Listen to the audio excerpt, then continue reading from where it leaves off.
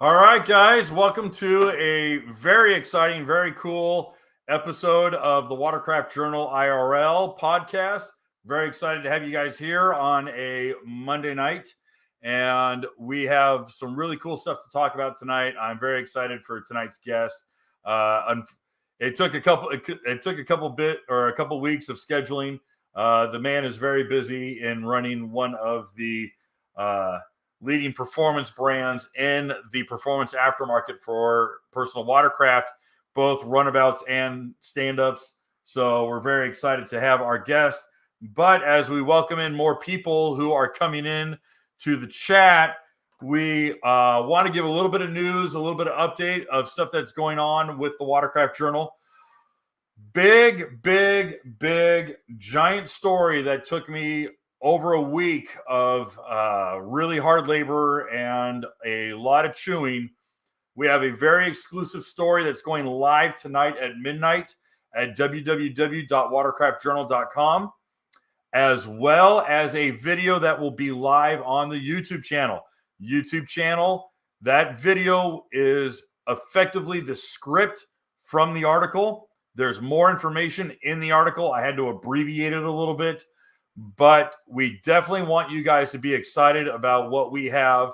We got our hands on some very exclusive leaked legal documents pertaining to some future personal watercraft. And we are not going to go further in detail on that. Needless to say, there is a future horsepower war coming up, and a company that has been supercharged for a very, very long time is developing its own water-jacketed turbo system, as well as some other very high-tech, interesting rider integration technology. We're talking next-level technology, guys. I can't oversell it. But I'm going to tell you, it was 22 leaked documents that were all between 5 to 7 pages long. So we are looking at hundreds upon hundreds of pages of legalese. I am not a lawyer, and I will tell you, it was hard to chew through. But all those documents are in the article. All of that information is encapsulated in the video. But I strongly recommend, if you guys want to learn more about what I'm teasing tonight, stay up late or be first thing in the morning to check out the article. You will not be disappointed. There is a lot of really cool stuff happening. And we got the exclusive on it. This was given directly to me. And this is something that has been really kept under wraps for a couple of years. And when we get documents like these, it typically means that the manufacturer is anywhere from a year to 3 years out. So we have a lot to look forward to. So that's the big tease for tonight. That's the big thing that I wanted to tease before we got into tonight's guest. But definitely check out the Watercraft Journal tonight at midnight Eastern Standard Time. You will not be disappointed. And if you cannot decipher all the legalese, you'll probably have to go through it slowly. So anyway, let's bring on tonight's guest. This is someone who has been a major player in development of performance parts and helping out professional racers and athletes and free riders and freestyle riders. This guy is synonymous with a lot of Havasu performance and IGSBA performance. I'm blowing a lot of smoke up this man's skirt, and I hope he takes it well. But we want to welcome tonight the president and owner of Impros, Mr. Glen Perry. Glen, thank you for being on the show tonight. I know you had a busy day, and so I appreciate you carving out an hour to talk to us. Good to be here, Kevin. Appreciate it very much. So Glenn was telling me today that he had spent a good sum of hours bent over the welding table. What were you working on? Just impellers that come in and either they're come loose from the drive line or the pump shaft, or the bushing goes bad in the back of the pump and wear out the diameters. A lot of them have cavitation burns from just a lot of endless hours of use, and the diameters get worn out. So we are able to take material on the outside and then put it on a mandrel and a lathe and dial that in, and then cut the outside diameter back down to the factory spec, and then balance it and finish it and send it out almost as good as new. Very cool. And we're going to get obviously into a lot of the nuts and bolts of what Impros does on a daily basis. But I think for a lot of folks who don't have gray in my beard like like I do, would you mind kind of giving us a little bit of who you are and a little bit of your history? Well, growing up, small town here, I was in high school and looking for a job, getting ready to get out of high school, and wandered over to Calamasa area and heard of Skat-Trak and was able to coax the owner into Ken Stewart into giving me a job, and he did, and been grateful ever since. He brought me in and showed me a lot of things, taught me everything I know.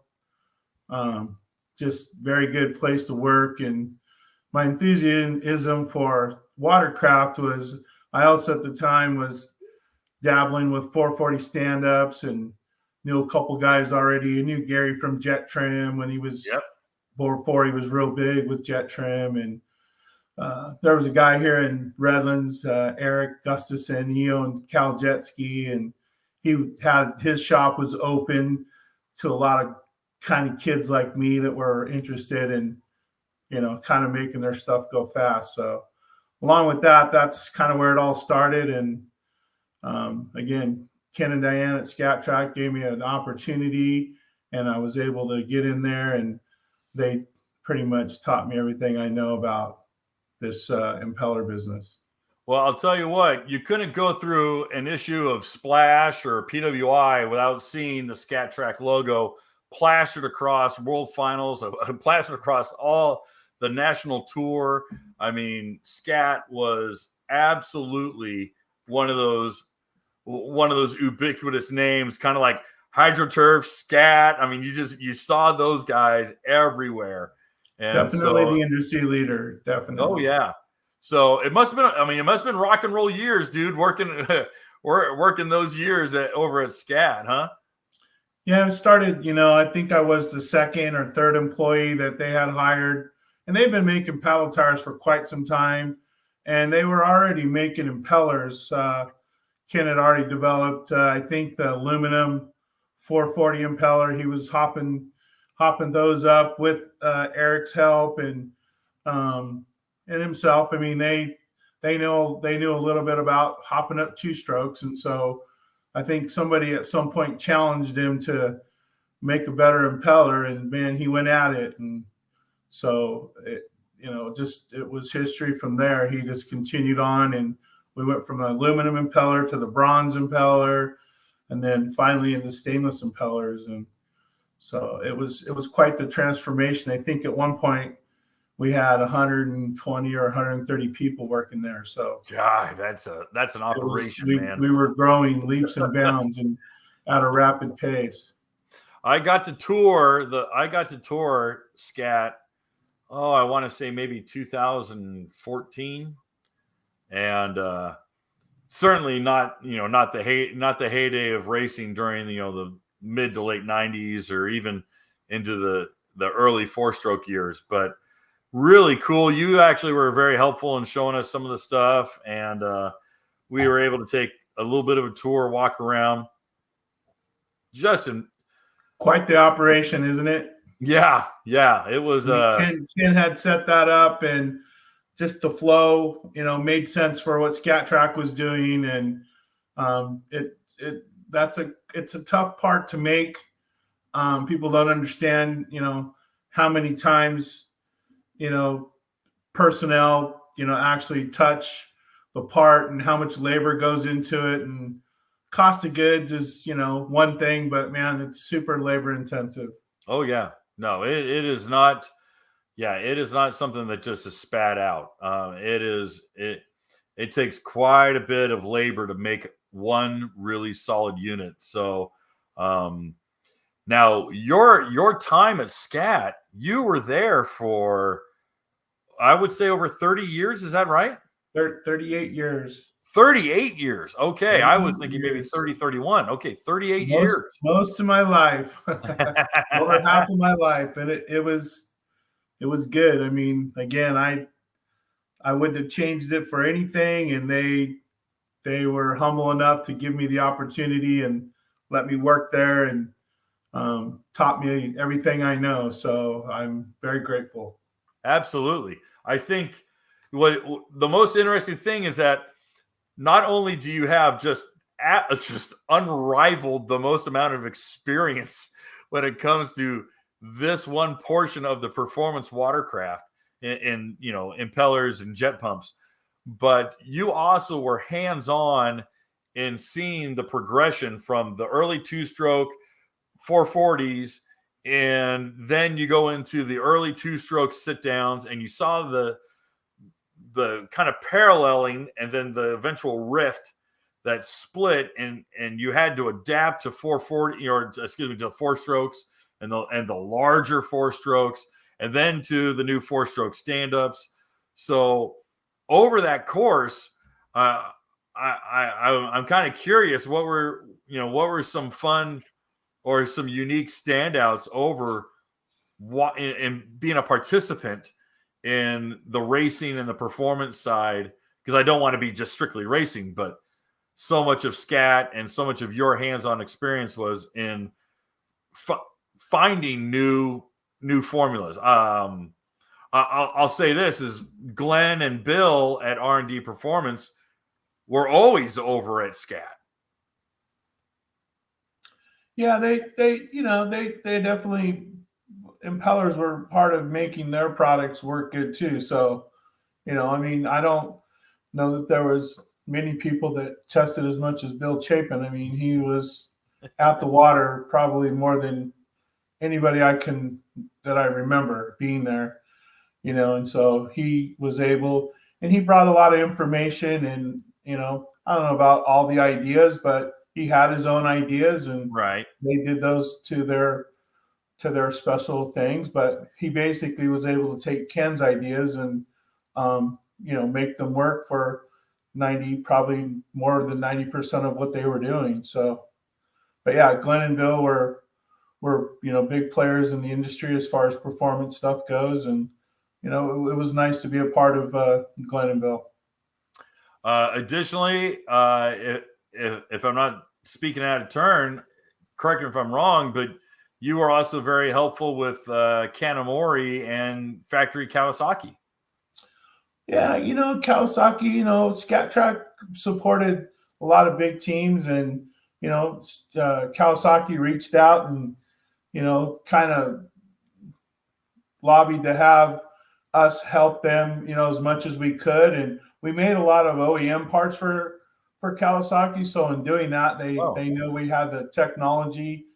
We were able to help prototype a lot of things that they were wondering, if would work good in the upcoming models. And Skat-Trak was key in keeping their costs down to, this is before rapid prototype machines or scanning or any of that came along. So Ken and his ideas of, making blanks that we could cut billet, I mean, it was phenomenal. His mind, the way he thinks of how to skin a cat, I'll tell you, is amazing.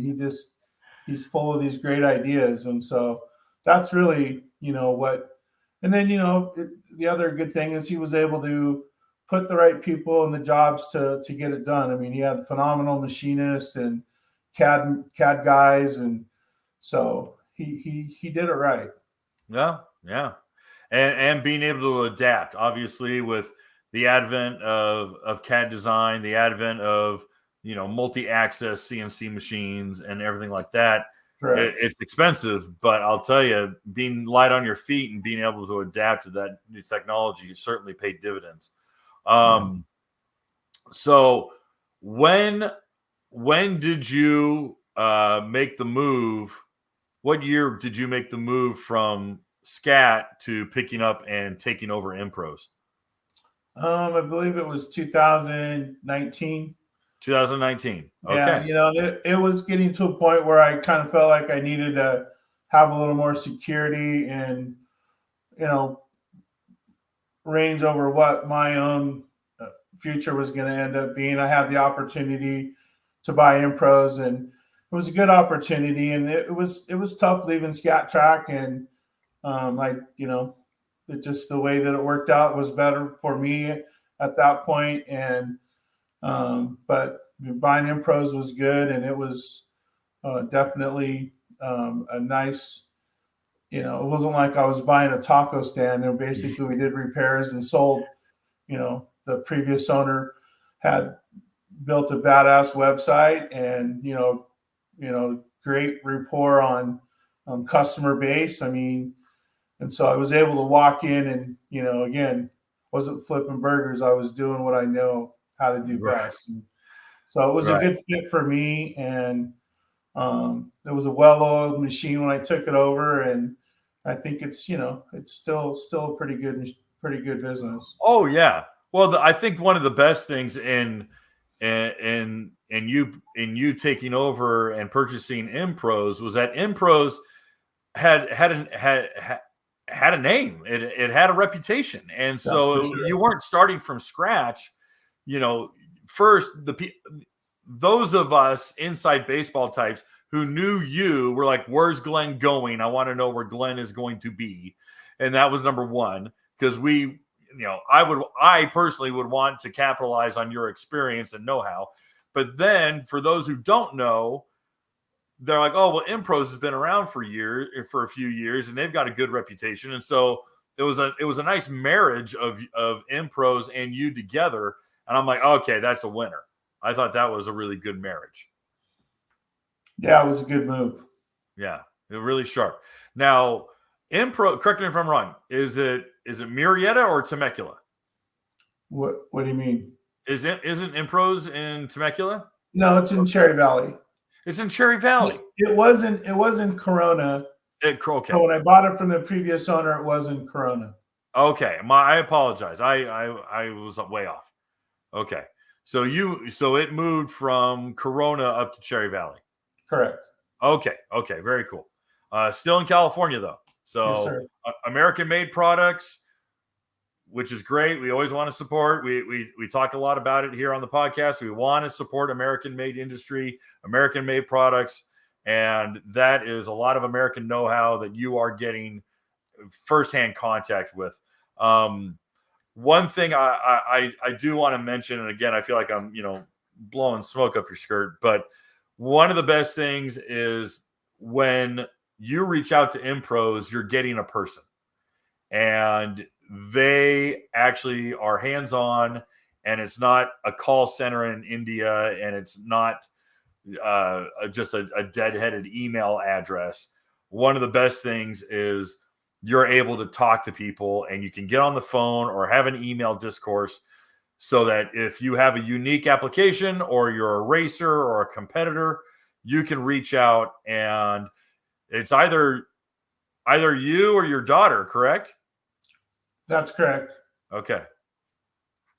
So that really speaks to people who actually want to talk to humans.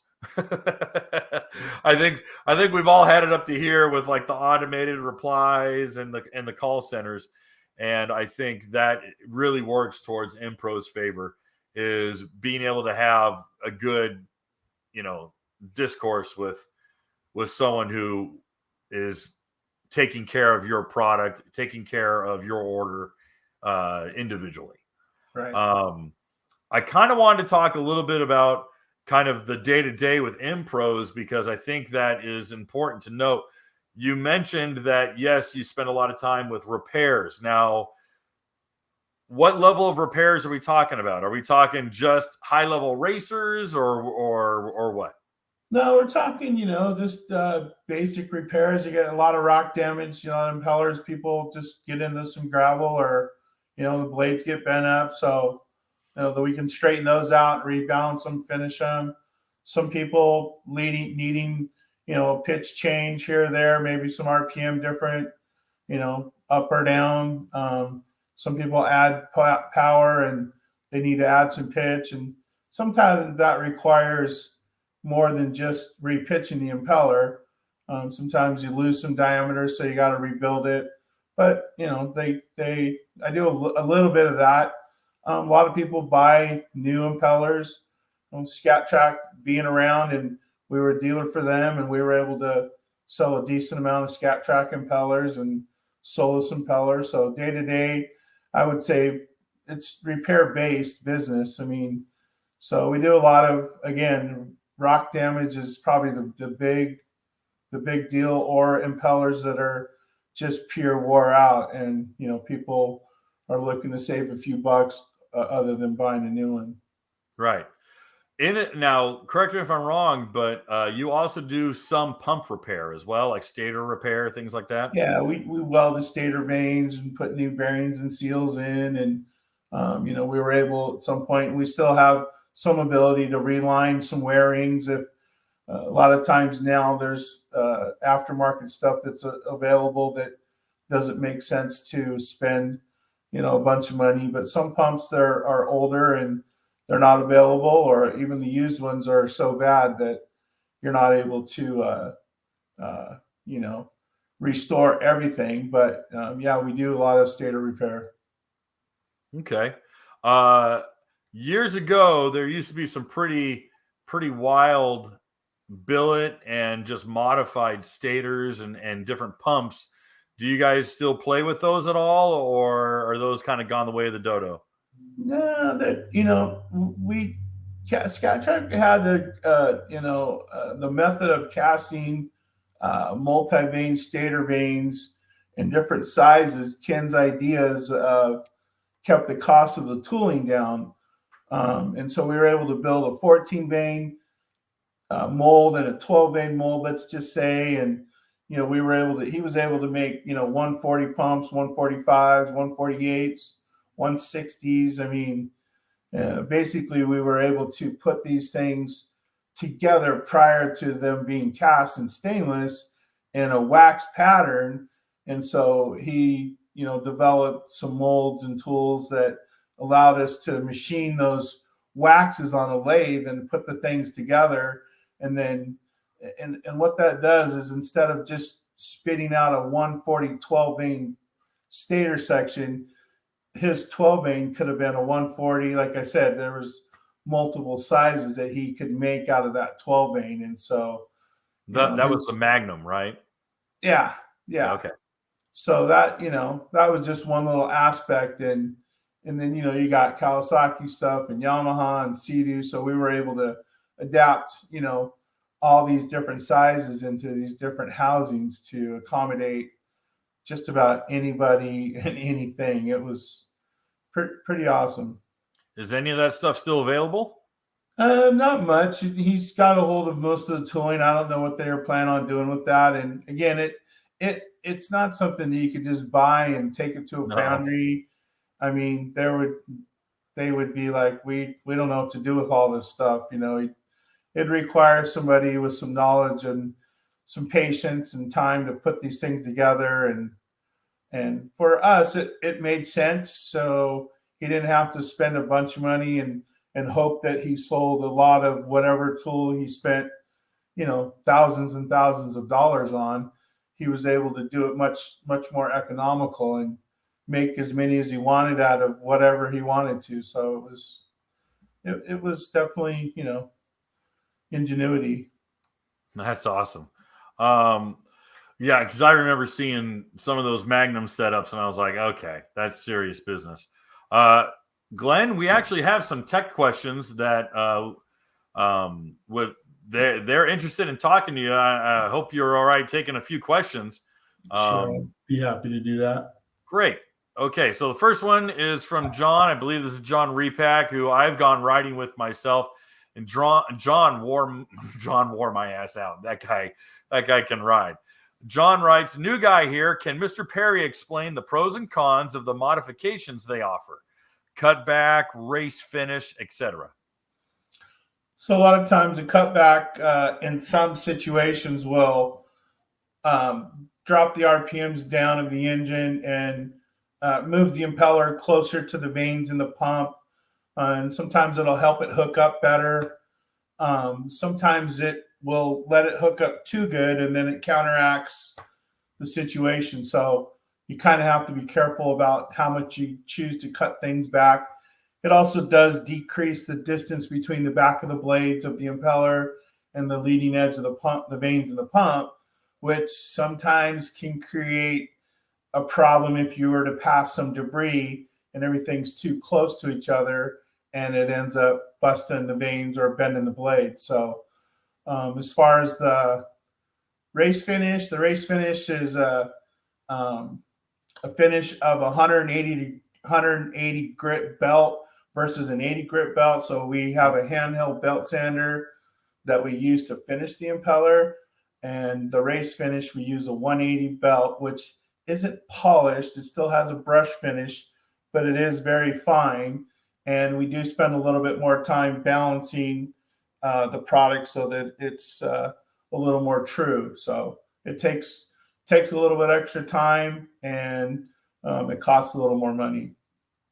Okay, but what the benefit of that race finish is that you're not getting that kind of cavitation that you would normally get with a rougher surface area. No, I would just say that it's like, like having your crank balanced on your motor. It's like, does every crank have to be balanced? No. Will the engine still run? Yeah. But, with the race finish, you just know that it had more time spent with it.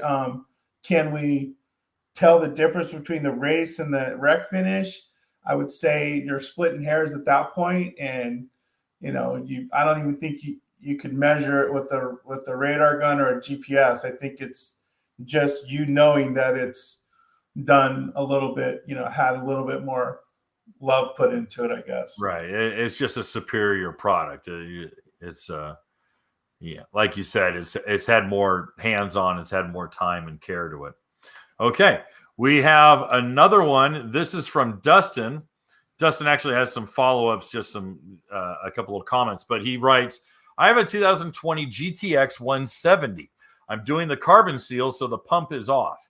I noticed the impeller blades have a slight pitting of corrosion. 95 hours in salt water only. Is this bad?" He's talking about the pitting. So yeah, those are cavitation burns, those little pumps and that engine, you just run the piss out of that thing and the water just, eats the stainless. It's amazing, but the water is aerated and it is very abrasive. So eventually it'll end up eating a hole right through it. So it's not that you can get rid of it. But yeah, it's probably a maintenance thing where you want to, try to take care of it before it gets too bad. So what would you, in regards to maintenance, you would suggest? You would either send it in and we would repair it. Again, we would probably make sure that the pitch is adequate for what he's doing, and then weld up the outside diameter, weld the burns up. Another 95 hours, they'll be back. So it's kind of interesting, and I don't know the complete answer of why it doesn't happen to all of them, but it does happen to a majority of them. Right. Okay. Very good. He did comment. He goes there. Let's see here. Just small spots like rust, sharp blade edges. They look good. So yeah, it's going to be cavitation burns like you described. Again, this is all from naked eye observation, and we know that you are far more studious when it comes to observing damage and wear. So. But that's good. Okay. So in that, there are, in fact, I was going to bring up, and let me bring this up. Oh, we need to share our screen. I wanted to bring up your website and take a look at some of the offerings in that obviously you have applications for everything with a jet drive. I mean, we're looking at jet boat, PWC flyboards. I mean, a whole mess of stuff. You're not shy when it comes to working with everything. What I did, okay, yeah, and this is just impros.com, guys, if you have questions. But okay, so you do offer the full line of Solus, and you do have OE replacement stuff as well, correct? That's correct. Okay. So if you are looking, guys, if you are looking for OE level replacement parts, you can give Glenn and his daughter a call at Impros, and they'll set you right up with everything you need. Hey, you even got Polaris. Okay. Yeah, we're not shy. We work on them all. I mean, it's just it's part of the business that Skat-Trak did, and so we continue to just to roll it into Impros. And again, the previous owner had already most of that already set up. It just a little tweaks, few tweaks here and there, and we were so off. We are doing. Yeah, we pretty much do anything jet drive. Okay. And in addition to other people's products, you certainly have a full line of Impros products, Impros labeled products as well. Yeah, we do make some stand-up stuff and some older, runabout stuff. Yeah, we do the hooker line, so that's a big hub impeller that we put into. Basically, it's a machine to fit in a stock pump. Works real well. So we're able to continue to produce those. Okay, very good. We actually have another question from John, and we're gonna jump into this one here. Let's go back. All right, John writes, "How about a dual impeller for my riding style? Highly modified ski. He's on a Yamaha FX SVHO, so it's a full size runabout. He says wake jumping goofball, not looking for top speed, 85 miles per hour max." More about acceleration. So I guess he's inquiring about applications with the dual impeller or the the dual impeller, the Solus dual impeller definitely works pretty badass in the surf, in the ocean. Definitely does hinder the top speed, but it can be beneficial for somebody like John in what he does.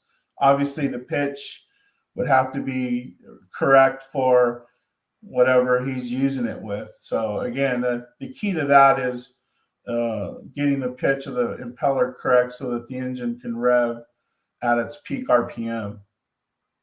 Now, I am curious, why would the longer surface area of a dual impeller be a negative towards top speed? How is that? How is the water moving across that surface? Is it and slowing it down? Too many surfaces, just more drag. So you got you just got a lot more drag in there. It just isn't processing it as fast, so it ends up hindering the speed a little bit. Okay, all right, and that's so the dual impeller being highly favored for the freestyle guys, racing, surf riding, free. I don't know about freestyle. Freestyle boats usually like to save and conserve some weight. But, okay. At Skat-Trak, we did make a few prototypes for people that were interested in running twin props, and they don't like to tell anybody, so they're probably still running them. And funny. All right, Dustin has another one as well. These guys are taking advantage of having you on the show. Dustin writes, how much does an OE Solus replacement cost versus an OEM Sea-Doo unit? Is one better than the other if you're just riding leisurely, just like taking the kids for rides and stuff? Well, I wouldn't say one's better than the other. The Solus, it makes a good replacement for the OEM. Sometimes, I don't know, in the past, the OEM impellers were kind of expensive, and the aftermarket, like the Solus, kind of made sense to go to because you could pay a little less money and probably get find one in stock somewhere. Sometimes the OEM ones are, you know, a little harder to get, depending on the models and the time of year. But yeah, that's just sometimes they will add some performance that the OEs don't have. But in the past 10 years, or 15 at least, the manufacturers aren't leaving a lot on the table for the OEM or the aftermarket to come in and sell you an impeller that makes huge differences. Back in the old days, 440, 550, you could buy a Skat-Trak and improve the low end and the speed over the stock aluminum 3-blade impeller that was in there. You know, those days kind of went away in the late 80s, 90s. So, you know, after 90, I would think just about everything had a stainless impeller of it, whether it was the right pitch or not, you know. So they used to leave a little, the manufacturers used to leave a little on the table for the aftermarket guys, but today they do a pretty good job of making sure that each craft can potentially do its, you know, what it's supposed to do when they sell it off the showroom floor. Very good. Very good. With that, what I suppose I would say, what is probably the vast majority of your repairs? Are they mainly, I would say, debris 50, or damage? 50, 50, yeah, 50 OEs and 50 aftermarket. With Skat-Trak not making stuff right now, you know, or ever again or whatever, it's, you know, people are sending their stuff to get dialed in, and, you know, so it's about 50-50. But of those repairs, whether they're OE or aftermarket, are you seeing more of the repairs due to debris coming in or cavitation or that's you know, yeah, mainly rock damage. People get into debris and, you know, bend up blades and maybe pick something up in the water, or but, you know, then you got the other, you know, portion that the cavitation burned and just wore the piss out. You know, I mean, you got 100 hours on an impeller, I guarantee you it's going to be 10, 15 thousandths, maybe 20 undersized, and people just go, you know, they don't understand that the impeller, because it's stainless, doesn't wear out. They wear out. So you'll see them you'll see them wear down like a nub. It's actually really it's pretty crazy. Like people like finally at some point they're like, wow, this thing's the watercraft is the boat, whatever it's in, it's just not acting like it used to. And they get in there and the thing's got 40 thousandths clearance between the wearing and the impeller. And, you know, you got to keep that clearance. It's kind of like a piston and a cylinder on a two-stroke engine. I mean, the clearance is everything. So yeah, you live and die by your ring seal. So same thing goes for your pump and your impeller. If you do not have that ring seal, if you do not have that wear ring and an impeller blade, you're missing. You're letting a lot on the table. Yeah, you're losing some performance. Yeah, big thing. The reason I ask in regards to debris versus, you know, cavitation, or, you know, cavitation burns or just wear burns, is we are seeing the highest percentage of new vehicle sales going to first-time buyers since probably 1995. And that, I mean, we're over 55% now. I mean, it's like 56 or 57% of all new vehicle sales are going to first-time buyers. So that lends me to believe that a lot of people are just, who are new, grinding up sand, grinding up rocks. You know, they're chewing up plant life, all sorts of debris. So, does Impros work with dealerships for repair, or is it mainly customer and word of mouth? No, we do. We offer, you know, a little bit of a break if you send in multiple, you know, repairs at a time. So that works out for a lot of good dealers. And, you got guys that, know that. So they hang on to their stuff throughout the winter or summer and then end up sending, 10, 5, 20 in at a time and getting them done, for the next season. Very cool. Yeah, for a lot of you guys who, I will tell you, a lot of you guys who are in clubs and you're getting ready for your summer season or your riding season, if you and your team, you and your riding group are looking to freshen up, why don't you hit up Glenn and see if you can't get, a big package sent out to him? Because I'll tell you what, that's guaranteed work for Glenn, and plus you're saving on shipping if you just shove it in one box. But I would say, for a lot of you group team, group and team riders, this would be your opportunity to strike. Yeah, we don't mind helping those guys out. We've helped a couple of clubs in California, and we give them a little bit of a break. So you just got to reach out. Very cool. Very cool. All right. Now, have you been working with any racers or any teams at all? Yeah, over all the years at Skat-Trak, I was able to just keep my relationships going with pretty much the people that contacted me, from through Skat-Trak, and I helped them there, and I was able to continue. So, anybody, and I'll help anybody. It's not, I don't have, I'm unbiased to that. So anybody needs help, they're welcome to give me a shout, and I'll be happy to give them my opinion on what I think. So, yep. In fact, Dustin, very good question. Dustin just asked, is there a Watercraft Journal discount code? Yes, in fact, let's see if I can't bring it up. I believe it's WCJ. Is it WCJ 2020? Because I think that's when we first started together. Here it is. Impros, manufacturing. Let's see here. Let's bring, WCJ 10. Excuse me. It's WCJ 10. I'm looking at the ad right here. You got their animated ad. Let's see it pop up. So if you want 10% off with Impros, you can get 10% off on all orders. So that is a pretty stinking good deal right there. And I was going to say that your turnaround is actually really competitive.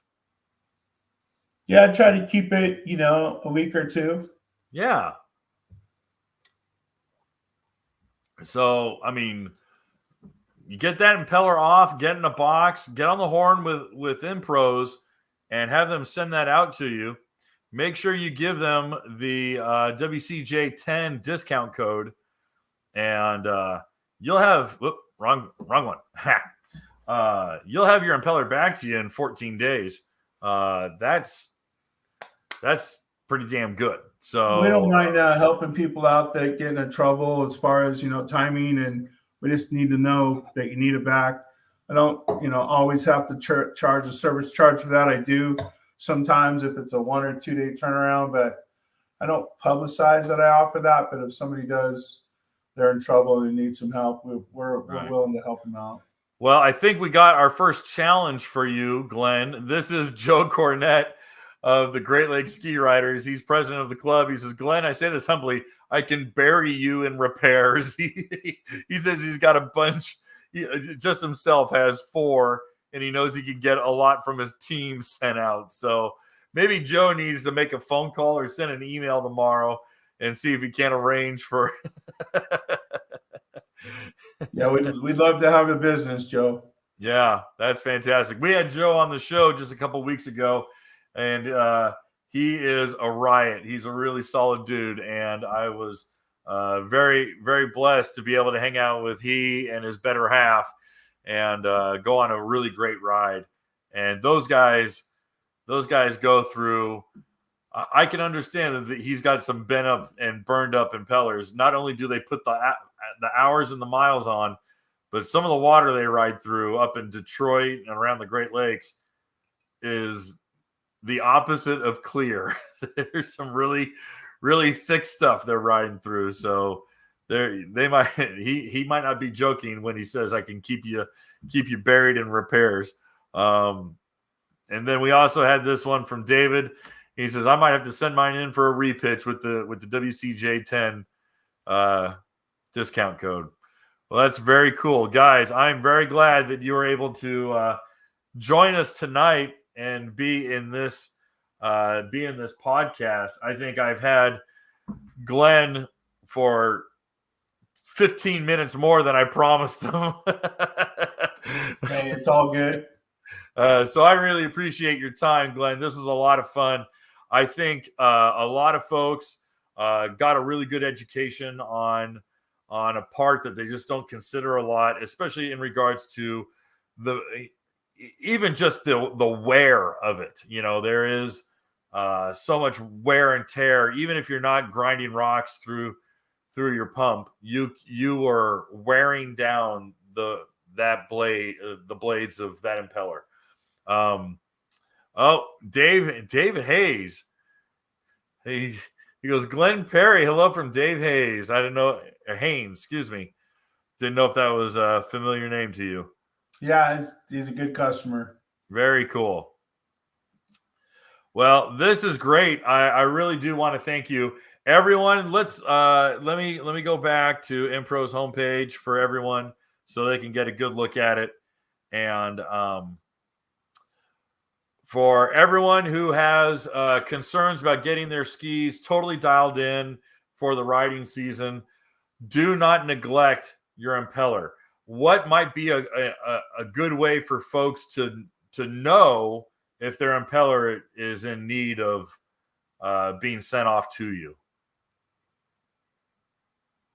Say that again, Kevin.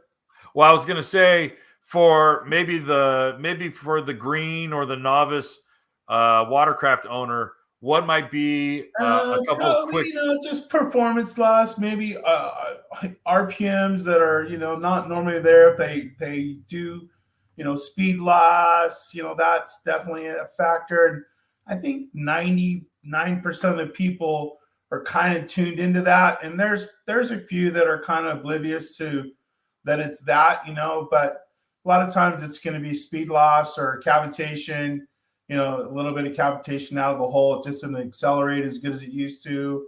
It's not as fast as it used to. Sometimes it's just, the motors or the turbos or, superchargers are wore out. So a lot, it just depends. But those are the two main things would be probably speed and acceleration. Okay. Start to diminish, and then you kind of got a good idea it's one or the other or a combination of both. Right. I would also throw in if you're feeling a harmonic or a vibration. For sure.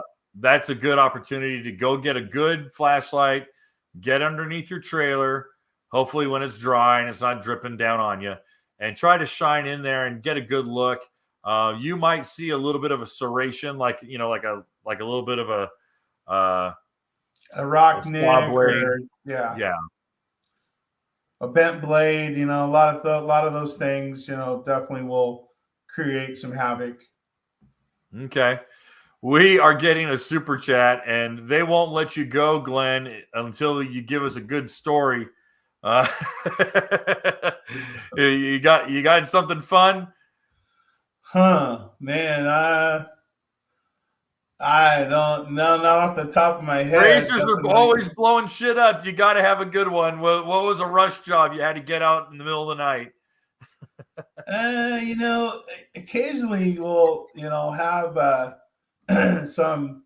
Well, here's a good one. I was welding on a impeller, and it didn't realize it had some cavitation burns, and when I got into it, I should have kind of ground out the material a little bit because it had been so saturated with salt water. And a lot of times when you're taking the material, you can't throw enough argon at it to keep that down. And you have to get in there and actually grind into the material and remove the salt. So, but yeah, I don't think I have a good story that I could come up with off the fly like that. You've seen any impellers just completely peel themselves into pieces? Occasionally you'll, just the amount of rock damage that can occur when somebody drives up on a shoreline and ingests a bunch of rocks, or possibly somebody picks something up in the middle of the lake, and then they got to try to get back to wherever they're going because they don't have somebody to tow them.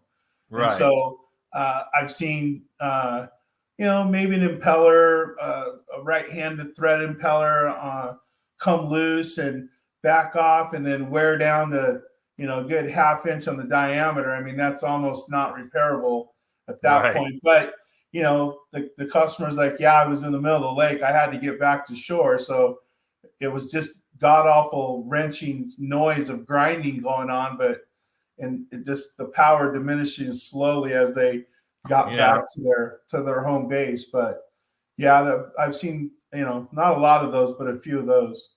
Yeah. I can tell you that I've never had many. I haven't had any of these really happen to me, but unusual stuff that I've seen jet skis suck up include I've seen a complete duck folded in half inside of a jet pump. That picture circulated about a little over a decade ago.